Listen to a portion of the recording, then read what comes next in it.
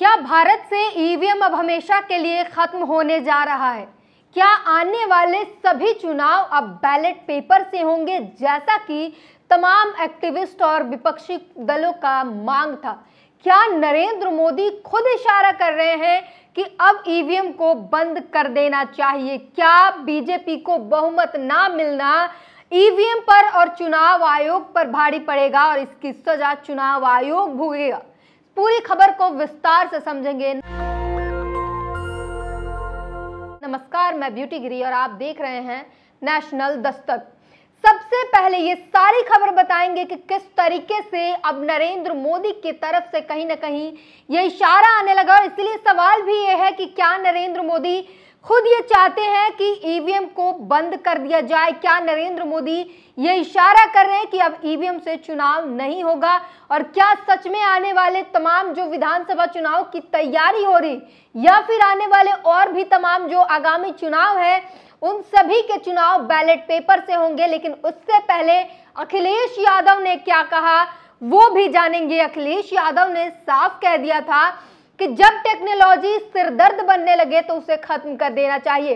कोई भी टेक्नोलॉजी हमारी सुविधाओं के लिए होती है, हमारे जीवन में जो सुविधा पहुंचा सके, ना कि वो हमारे जीवन को तबाह करने लगे। और जब वो जीवन को तबाह करने लगे, मुश्किलें पैदा करने लगे, तो उसे खत्म कर देना चाहिए। और वही टेक्नोलॉजी ईवीएम है, जिस पर ना तो जनता को भरोसा है, ना तो प्रत्याशियों को भरोसा है, ना ही पार्टियों को भरोसा है। और अब जो पार्टी मैदान में हर वक्त लड़ने को तैयार थी कि ईवीएम हैक नहीं होता है, ईवीएम की चिप में कोई गड़बड़ी नहीं है, और हर वक्त लाठी लेकर खड़ी रहती थी उनका सर फोड़ने के लिए जो ईवीएम के खिलाफ कुछ कहते थे, अब वही पार्टी ईवीएम की जांच कराना चाहती है। अब वही चाहती है ईवीएम के माइक्रो कंट्रोल चिप जो है उसकी वेरिफिकेशन किया जाए। और इसीलिए सवाल खड़ा हो रहा है, क्या अब नरेंद्र मोदी सीधे सीधे इशारा कर रहे हैं कि अब ईवीएम का दौर खत्म कर देना चाहिए? इसी के साथ सवाल ये भी खड़ा होता है कि आखिर ऐसा हुआ क्यों? क्या ये वजह तो नहीं है कि 240 सीटों पर जो भाजपा लगातार 400 पार के दावे कर रही थी? क्रोनोलॉजी समझिए, अगर 400 पार के दावे भाजपा कर रही थी तो उसे 240 सीटें मिली, जो कि 300 पार भी ना कर पाने का मुद्दा एक विपक्ष को मिल गया, जिसके बाद पूरी भाजपा, नरेंद्र मोदी, अमित शाह, हर किसी की बड़ी फजीहत हुई। और इस फजीहत का ठीकरा कहीं ना कहीं तो निकलने वाला था ही। और इसीलिए सवाल ये खड़ा होता है कि क्या इस फजीहत का, इसका ठीकरा अब चुनाव आयोग पर जाएगा, इसकी सजा चुनाव आयोग को मिलेगी?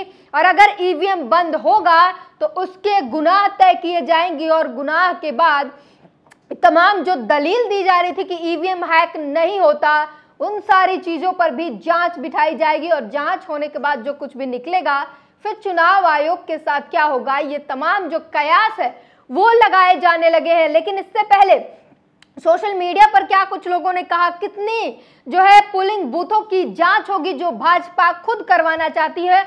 और भाजपा के नेताओं की अगर बात करें तो ये उनके लिए प्रचलित है कि भाजपा के नेता आला कमान से परमिशन लिए सांस भी नहीं लेते। तो फिर भाजपा नेता ये कैसे कह सकते हैं कि हमारी सीट से ईवीएम की जांच कराओ? क्या 2 सीटें जो फरीदाबाद और करनाल, जो राज्य मंत्री, केंद्रीय राज्य मंत्री और केंद्रीय मंत्री खट्टर की जो सीट है, वो भाजपा को खतरे में जाते हुए दिखाई दे रही है? उन्हें पता है कि वहां कुछ गड़बड़ हुआ है और जांच हुई तो पता चल जाएगा, इसलिए वो बाकी और 3 सीटों पर अपनी तरफ से जांच करवाना चाहते हैं ताकि बैलेंस बनी रहे, वो 240 से 38 पे ना जाए। क्या ये बड़ी वजह हो सकती है? अखिलेश यादव ने लिखा है, टेक्नोलॉजी समस्या को दूर करने के लिए होती है, अगर वही मुश्किलें की वजह बन जाए तो उसका इस्तेमाल बंद कर देना चाहिए।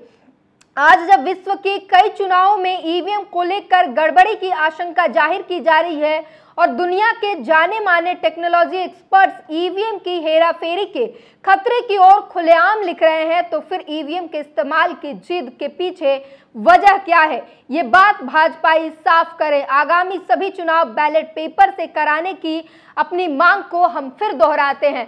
तो अखिलेश यादव जो लगातार पहले भी उत्तर प्रदेश के जब विधानसभा चुनाव हुए थे उस वक्त भी आपको याद होगा सपा के कार्यकर्ता किस तरीके से धरने पर बैठे थे और कह रहे थे कि चुनाव में हेराफेरी हुई है, गड़बड़ी हुई है, ईवीएम में धांधली हुई है। हालांकि तब भी उनकी कोई नहीं सुनी और एक बार फिर से अखिलेश यादव कहते हैं कि टेक्नोलॉजी जब परेशानी बनने लगे तो उसे खत्म कर देनी चाहिए। दुनिया के तमाम देश जो ईवीएम पर भरोसा नहीं करते और बैलेट पेपर से चुनाव कराते हैं, वो देश जो टेक्नोलॉजी में सबसे आगे हैं वो भी बैलेट पेपर से चुनाव कराते हैं। फिर भारत क्यों बैलेट पेपर से चुनाव नहीं करवाता? और इसी के साथ जनसत्ता ने लिखा है, बीजेपी ने अहमदनगर की 40 बूथों पर ईवीएम की वेरिफिकेशन की अर्जी। कुल 8 लोकसभा क्षेत्रों में चुनाव आयोग का आया आवेदन। तो ये भाजपा नेता जो है वो आपको बता दें कि ये भी सबसे बड़ी बात यह है कि जितने 6 राज्यों में 8 लोकसभा सीटों पर जो ईवीएम चेक किए जाएंगे उसमें भी अगर सबसे ज्यादा पोलिंग बूथों की संख्या है तो भाजपा वाले जिस क्षेत्रों में भाजपा ने अर्जी दी है उन क्षेत्रों में सबसे ज्यादा पोलिंग बूथों की ईवीएम चेक किए जाएंगे। ये भी सबसे बड़ी खबर है। बीजेपी और कांग्रेस के उम्मीदवार 3-3 आवेदन। कांग्रेस तो खैर छोड़ ही दीजिए, कांग्रेस और विपक्ष की तमाम नेताओं की, और मोदी जी खुद कहते हैं कि ये फेक न्यूज फैलाते हैं और फेक न्यूज के चक्कर में रहते हैं। लेकिन भाजपा नेता जब कहने लगे कि ईवीएम चेक करो तब बात और तब मामला बड़ा हो जाता है। बीजेपी उम्मीदवार की सबसे ज्यादा 40 बूथ पर ईवीएम की वेरिफिकेशन की मांग। तो ये भी बात जो मैं लगातार बता रही हूं कि ये सबसे बड़ी खबर है कि भाजपा नेताओं की सबसे ज्यादा पोलिंग बूथों पर जांच की मांग है। कांग्रेस की कम ओबेस है, लेकिन भाजपा नेताओं ने जो मांग की है उनकी पोलिंग बूथों की संख्या सबसे ज्यादा है और 40 मतदान केंद्रों पर वेरिफिकेशन की मांग कर रहे हैं, जिसमें ये 28,000 वोटों से हार गए थे शरद चंद्र पवार से, जो वहां के एनसीपी की गुट के शरद पवार के गुट से जो भाजपा के नेता हार गए थे 28,000 वोटों से। वो चाहते हैं कि 40 मतदान केंद्रों पर उनकी पोलिंग बूथों की, मतदान केंद्रों की ईवीएम की जांच की जाए। और इतना ही नहीं, तमिलनाडु और बेल्लोर के तेलंगाना की जहीराबाद सीटों से भी भाजपा उम्मीदवारों ने ईवीएम की जांच की मांग की याचिका दायर की है। और इसीलिए हम सवाल ये कर रहे हैं कि अगर भाजपा के नेता ये कह रहे हैं कि ईवीएम पर हमें शक है, ईवीएम की जांच कराओ। एक तरफ जब मोदी जी संसदीय बैठक के दौरान कह रहे थे कि ईवीएम मर गया या जिंदा है, जरा पता करो, ईवीएम चेक कराने की बात करते हैं, वो प्रधानमंत्री के अब नेता कह रहे हैं कि ईवीएम चेक करो, हमें संदेह है, सभी पोलिंग बूथों की ईवीएम चेक की जाए। और अब इसलिए सवाल खड़ा होता है कि क्या पीछे के दरवाजे से नरेंद्र मोदी खुद ये इशारा दे रहे हैं कि ईवीएम चेक की जाएगी और 400 पार के नारे के बाद 240 पर सिमटी भाजपा, जिसे बहुमत के लिए नीतीश और नायडू के हाथ जोड़ने पड़े। क्या यही वजह है कि अब इस बात की नाराजगी चुनाव आयोग पर उतरेगी? क्योंकि चुनाव आयोग जो है लगातार ये दावे कर रहा है कि ईवीएम हैक नहीं हो सकता। वही बिगुल बजा रहा था जो भाजपा लगातार कहती रही।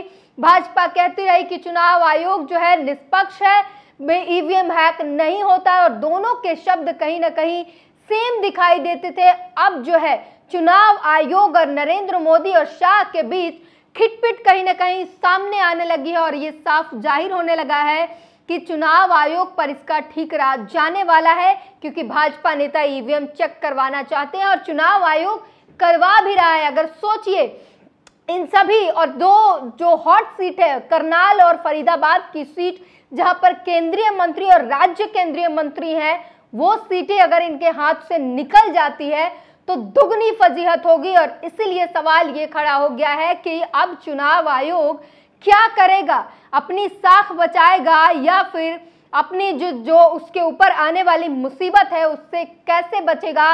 और ये साफ जाहिर होने लगा है। चुनावी विश्लेषक जो हैं जो राजनीतिक विश्लेषक है वो कहने लगे हैं कि अब चुनाव आयोग और मोदी के बीच अनबन चल रही है और इस अनबन का ठीकरा जो है, इस अनबन की भुगतान चुनाव आयोग को करना पड़ सकता है। इसीलिए सवाल है कि क्या आने वाले समय में सभी चुनाव बैलेट पेपर से कराए जाएंगे? क्या आने वाले समय में ईवीएम को हमेशा के लिए खत्म कर दिया जाएगा और ईवीएम एक इतिहास बनकर रह जाएगा भारत में? और तमाम उन लोगों की मांग, अखिलेश यादव हो, इंडिया गठबंधन के तमाम नेता हो, कांग्रेस हो या फिर तमाम वो सामाजिक कार्यकर्ता, वो वकील जो सड़कों पर लड़कर लगातार ईवीएम के खिलाफ संघर्ष कर रहे थे, उनकी मांग अब पूरी होने जा रही है। ये बड़ा सवाल है। इस पूरी बातचीत पर अपनी प्रतिक्रिया जरूर दीजिए। नेशनल दस्तक की आपसे गुजारिश है कि अगर इसको बचाना चाहते हैं तो नेशनल दस्तक को सब्सक्राइब करने के लिए रेड कलर के सब्सक्राइब बटन को दबाएं, फिर बेल आइकन की घंटी दबाएं। नेशनल दस्तक को बचाने के लिए बहुत जरूरी है कि हर खबर को शेयर करें, लाइक करें, कमेंट जरूर करें।